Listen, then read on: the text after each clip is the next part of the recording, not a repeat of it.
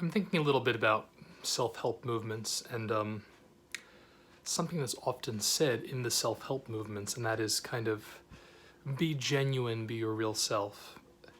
At the same time, there's often a message that you should be happy. Okay. Now I'm thinking about this because I'm thinking a lot about a particular acting technique called the Meisner technique, and I find it interesting. I was in improvisation class one time, and the teacher yelled at a student in a scene, and then the student kind of reacted like, ah. So then the teacher said, well, yell at me. And the student yelled at the teacher, and the teacher yelled back. Why? The teacher yelled back at the student, excellent teacher, because he said, you were being mean to me, and I felt angry. Now, in the Meisner technique, which is kind of an extension of improvisation, there's this idea called pinch ouch. Ow.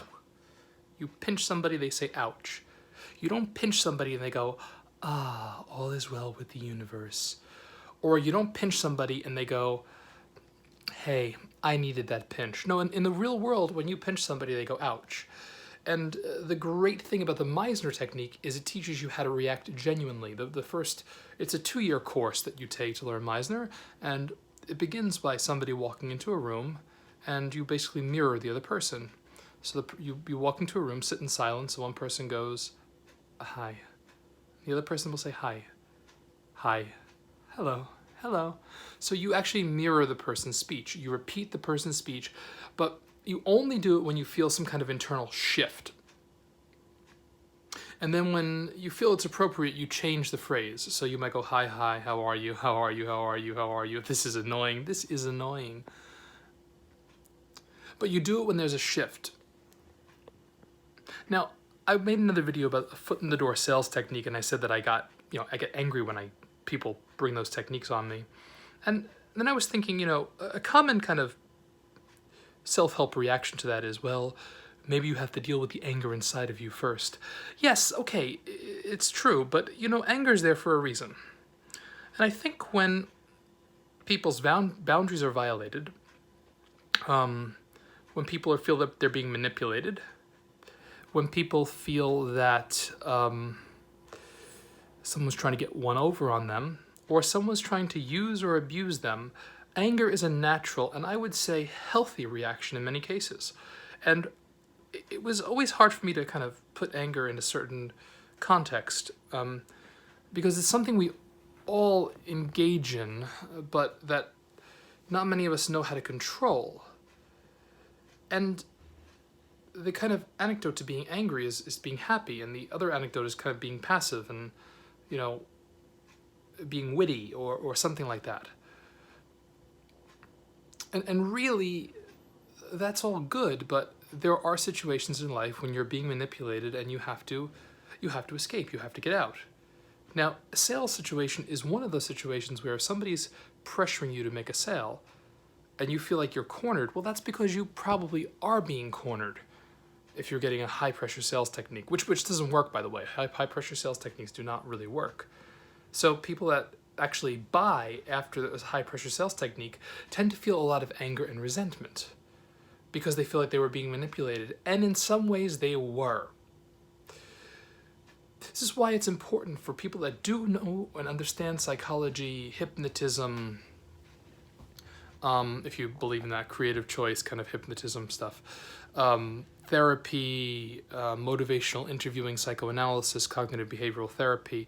It's important they don't use it for their own, only for their own gain. Of course, in life, if you have knowledge, you use it, but you don't use it for your own gain or to manipulate people. That's kind of ethics.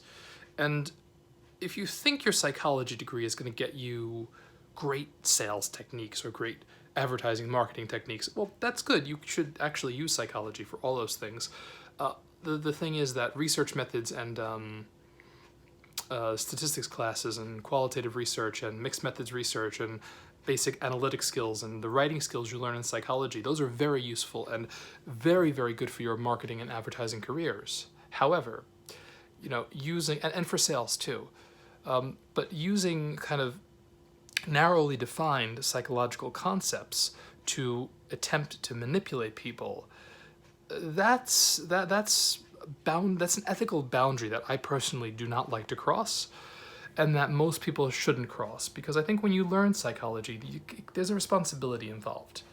And if you are using it, just to get by or to manipulate or to hustle, well, you're not really using psychology at all, are you? You're just, kind of just being a total pragmatist and using whatever it takes to sell somebody.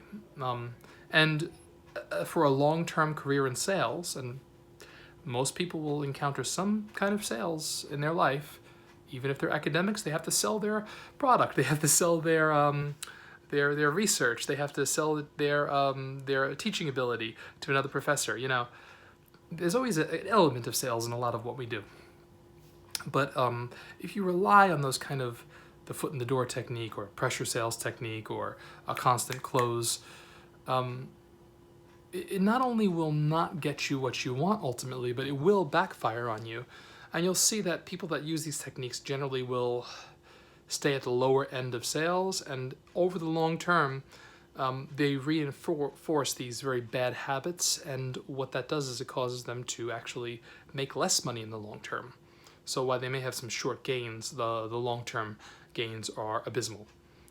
Which is why if you're thinking of going into sales or you're thinking of using psychology for sales, do it the right way, and don't, use these cheap techniques. And same with the self-help movement. There's a lot of good stuff out there in self-help, but a lot of it is a bit short-sighted. And I think there's really value to understanding that when you're hurt or harmed, when you react within reason, with some anger or some frustration, you don't always feel hard on yourself about that, because there are times when when you are being manipulated, not when just acting out of anger to act out of anger, but I think when you are being manipulated or forced into something or made to do something against your will, that anger is often a very healthy, natural reaction. And I think of the great actors that have used Meisner. Al Pacino, I've seen him use Meisner in some movies. Reacting makes great acting, and we learn a lot from movies, and we learn a lot from the theater. It's transformative. So just some thoughts about that. Okay, comments, you can comment below, I'll respond. Thank you, bye-bye.